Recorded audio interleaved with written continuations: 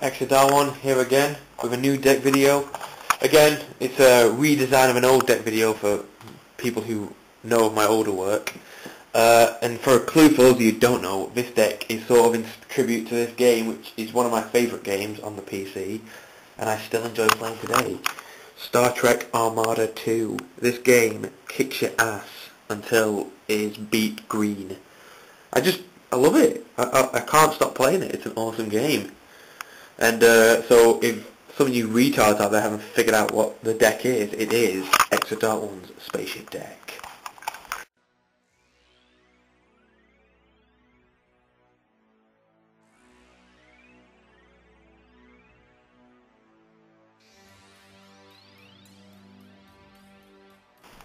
And here it is, coming down from a spaceship view to see the first card on top, Satellite Cannon.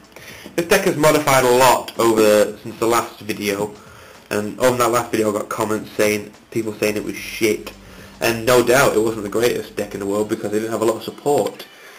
However, this time things were different because there are more spaceship based cards coming out, and the deck is actually quite good in comparison to what it used to be. But let me just sort the lights out. Much better. And here we go. The first card is my my recon ship, the Satellite Cannon. It can help. It's just a very good spaceship, quite rare, and I like having it in there. It's a really good looking card. Of course, the flagship of of my Spaceship Armada deck is Big Core. This card is awesome. People who don't know, these cards are mainly based around the Gradius games, but I just think they look so fantastic. I think they're amazing. There's Big Core, followed by the powerhouse BES Covered Core. He sort of stays behind the back of the fleet and fires long range blasts. BES Tetran, good for destroying spell and trap cards because that's its effect, with the counters and all. Then we have BES Crystal Core, and this is in honour of my friend Steve the Beast, who uses roids, UFO roid. I just think it's a great card and it's good for use in this deck.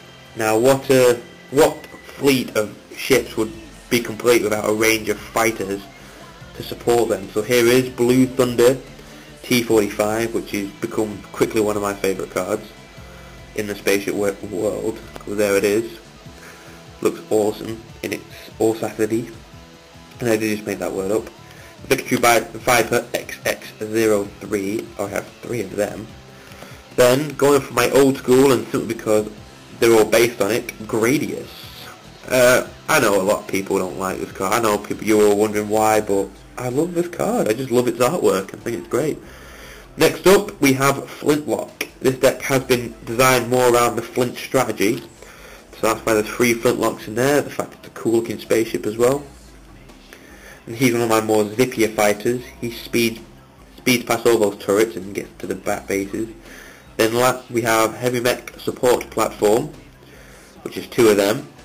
Good support, equips to a machine type monster, increases the attack by 500 and takes the place when destroyed, so it's always good.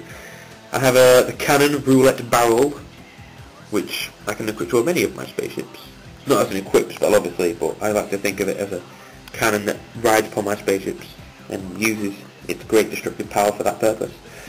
Shining Angel, which I know is not a spaceship, but you know, this is for the strategy side of it. It's quite good for getting out UFO roid and satellite cannon if need be. Muffin Jar, again not a spaceship, granted, but very good for making the deck pretty fast, so it's always good to have a Muffin Jar. Magic cards, we have Enemy Controller, and I'll tell you now the reason I use Enemy Controller is simply because both cards really are based on a game, and because they're based on a game, this is a controller, I thought it'd be a good idea.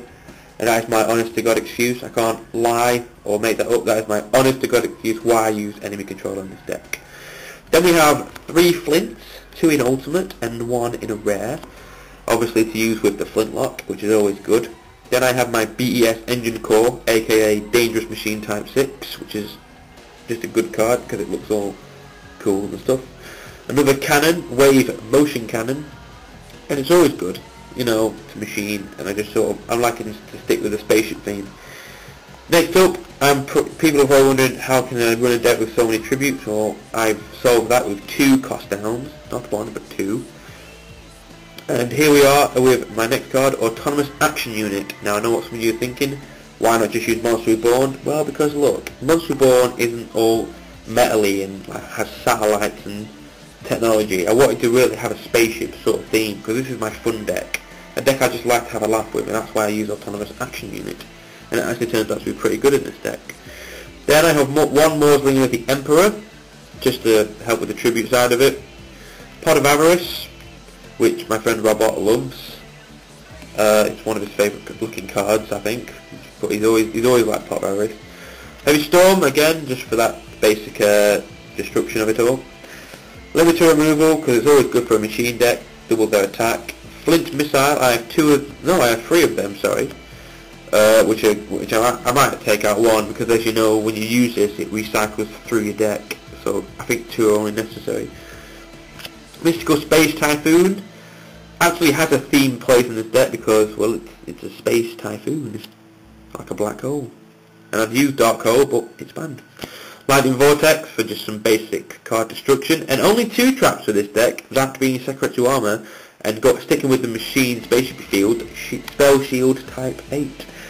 So, I hope you enjoyed this deck, and the looking of this, ship here. So I'll see you later.